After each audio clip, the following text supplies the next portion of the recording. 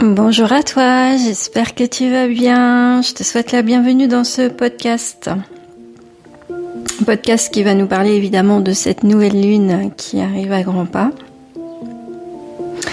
Elle aura lieu le 17 avril prochain dans le signe du Bélier.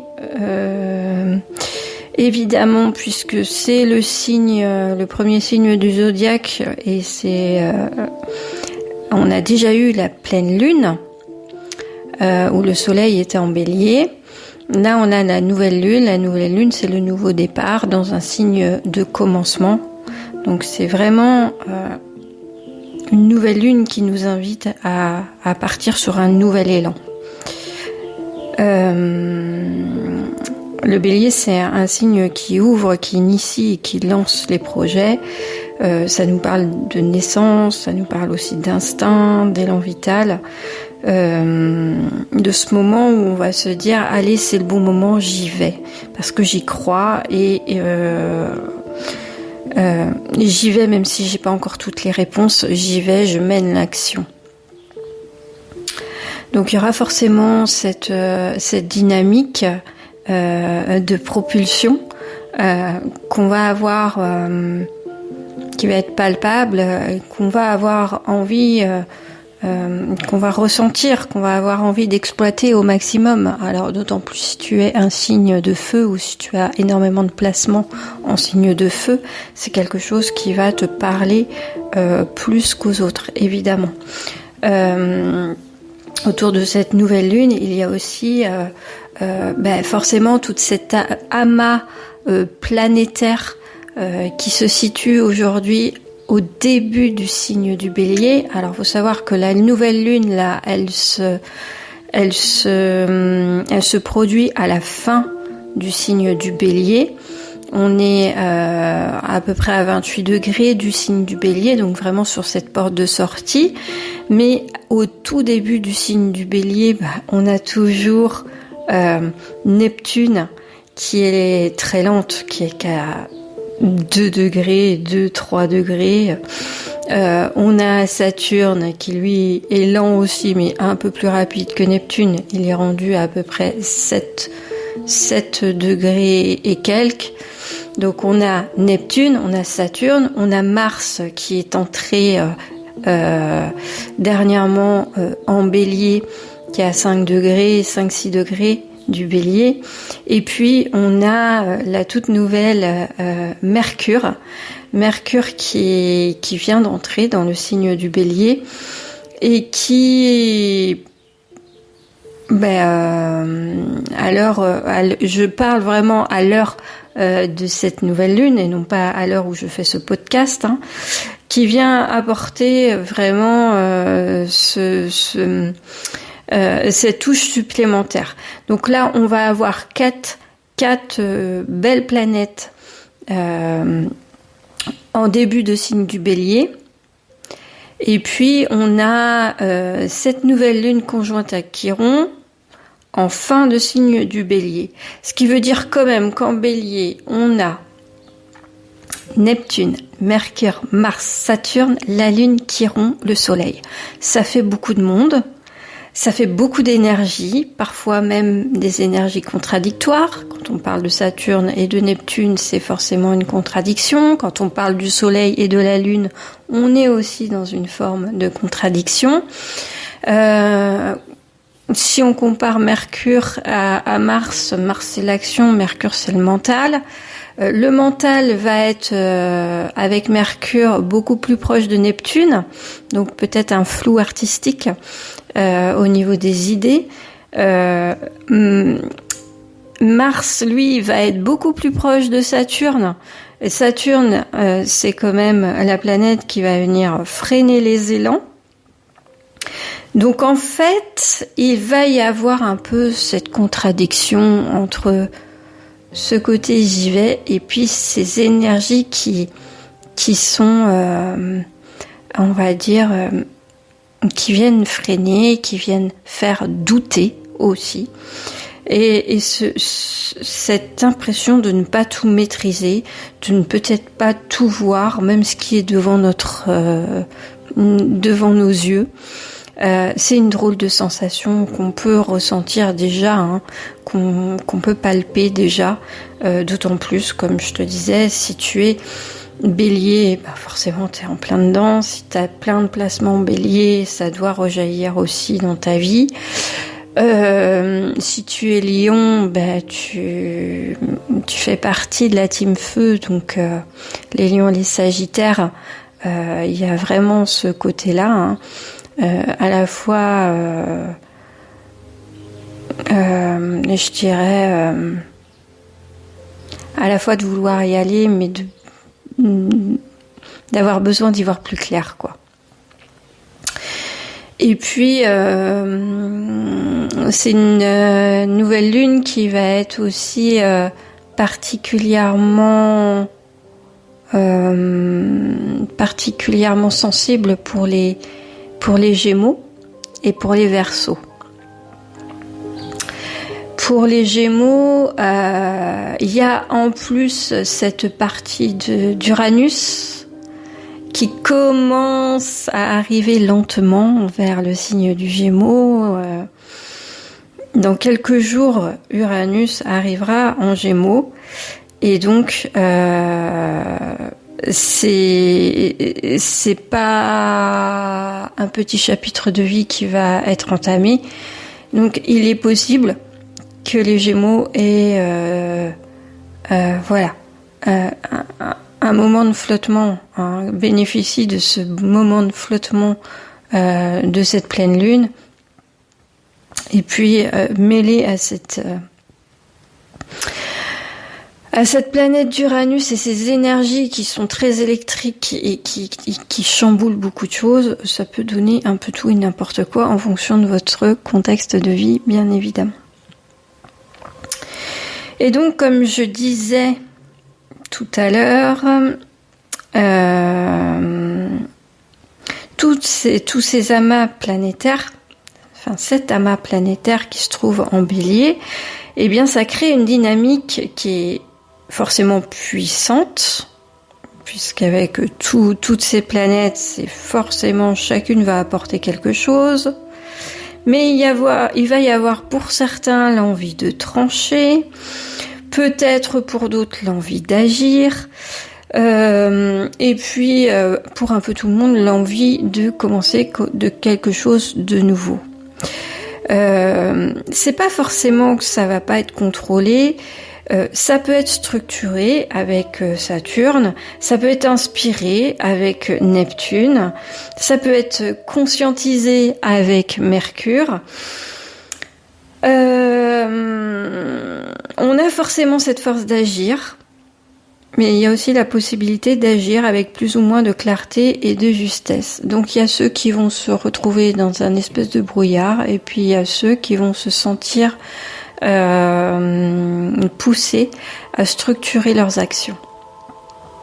Et puis donc au cœur de cette lunaison, il y a surtout la présence de Chiron, et c'est là que cette nouvelle lune, elle devient vraiment particulière, parce que Chiron, il représente une blessure ancienne, souvent invisible au début de sa vie, mais qu'on porte en soi, et c'est ce point sensible, une partie où on se sentirait peut-être rejeté, cette impression de pas forcément être à la hauteur, de devoir se protéger pour continuer à avancer, ça c'est Chiron. Et donc il y aura forcément cette partie de Chiron qui va prendre sa place dans cette lunaison, dans cette nouvelle lune. Et donc parce que forcément, quand le Soleil et la Lune rejoignent Chiron, eh bien, ça vient mettre en lumière cette blessure. Ça vient pas la raviver inutilement pour nous donner, mais pour nous faire mal, en fait. Mais c'est plus. Alors, d'où l'intérêt de le savoir aussi. C'est aussi pour ça que c'est intéressant d'écouter ce qui se passe à chaque mouvement de lune, parce qu'on va pouvoir y mettre une conscience dessus et et vivre les situations différemment. C'est-à-dire que ce chiron, il va être mis en lumière. Le chiron, une blessure, ça fait mal. Une blessure, ça met dans l'inconfort. Ça empêche de. Et du coup, ici, il faut comprendre que ce chiron, il est mis en lumière. Et c'est peut-être pas judicieux de fuir devant cette émotion qu'on pourrait ressentir. Parce que ça va venir toucher quelque chose qui va nous affecter. Et c'est peut-être le moment justement de regarder, de comprendre comment ça fonctionne et puis de commencer peut-être à transformer. Cette lunaison, elle agit un petit peu comme si il y avait un interrupteur intérieur, quelque chose qui était en veille en nous et puis qui essayait de s'allumer au contact de la lune et du soleil et avec Chiron. Ça peut être une prise de conscience qui peut surgir par rapport à ça. En tout cas, je te le souhaite, je vous le souhaite. Parce que c'est toujours intéressant de venir se confronter à ce Chiron qui vient nous sublimer au final.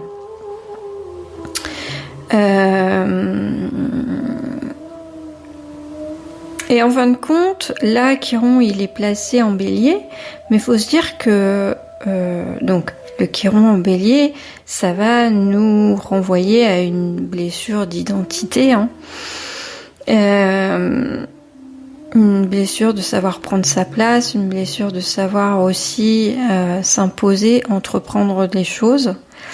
Mais même si ton Chiron natal n'est pas en bélier, eh bien, cette nouvelle lune, elle va venir activer ton propre point de fragilité, ton propre Chiron à toi, dans ton thème natal, celui qui fait partie de ton histoire. Ce que tu portes, ce que tu as appris à cacher, ce que tu as appris à compenser, ça peut remonter à la surface.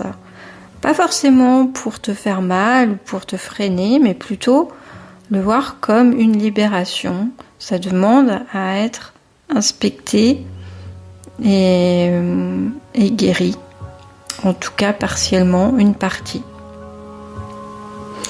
Alors, c'est peut-être le moment de se poser la question. Quelle part de moi cherche aujourd'hui à être vue, reconnue, acceptée? Là, on va être dans le Chiron en bélier, tel le placement actuel. Qu'est-ce que je reviens tester? De quoi j'ai peur?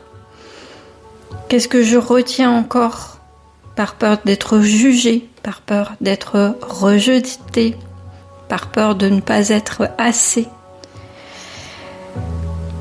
C'est tout un tas de questions qu'on peut venir sonder. Et puis, si tu as la connaissance de ton Chiron dans ton thème natal, parce que tu as fait établir ton thème natal un jour, je t'invite évidemment à aller repotasser ce placement dans ton thème de naissance pour voir ce que ça vient travailler chez toi, quelle blessure peut être mise en avant à travers ce Chiron, puisque ça va venir rejaillir sur ton Chiron de naissance. Et donc s'il y a quelque chose qui remonte, un souvenir, une émotion, un doute, le but c'est pas de chasser, c'est plutôt d'être attentif et de laisser cette émotion vous montrer ce qu'elle peut venir transformer. C'est prendre conscience, lui donner sa place. Parce que c'est souvent, quand on fait ça, quand on est honnête, qu'on laisse tomber le masque, qu'on reconnaît qu'on est blessé, qu'on reconnaît que peut-être cette blessure ne nous permet pas d'être qui l'on est vraiment, eh bien c'est souvent à ce moment précis que la vraie puissance va commencer à émerger, ta vraie puissance personnelle. En fait, cette lunaison, faut te dire qu'elle est particulière. Elle est tournée vers toi. Elle ouvre un passage entre ce que tu as été et ce que tu es en train de devenir. C'est une nouvelle lune initiatique, à la fois puissante par toutes les planètes et profonde par le placement de Chiron qui se trouve à l'intérieur de cette nouvelle lune.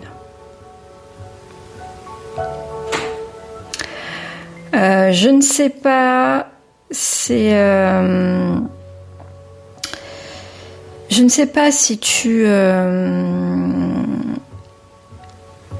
vas avoir l'envie et le courage quelque part d'aller te confronter à ce Chiron. En tout cas, je te le souhaite, puisque derrière ça, il y a vraiment quelque chose de fort et de puissant qui peut émerger derrière tout ça. Donc il me reste à te souhaiter une très belle nouvelle lune et te souhaiter un nouveau départ, un nouvel élan qui va pouvoir te magnifier au final. On se retrouve pour une méditation que je vais poster dans une autre partie. Je vais le faire en 2 fois, me demande pas pourquoi. C'est comme ça que je le ressens aujourd'hui. Donc je vais poster à la suite de cette vidéo. Dans une autre vidéo, je posterai la méditation de nouvelle lune. Je te souhaite une très belle nouvelle lune et je te dis à très vite.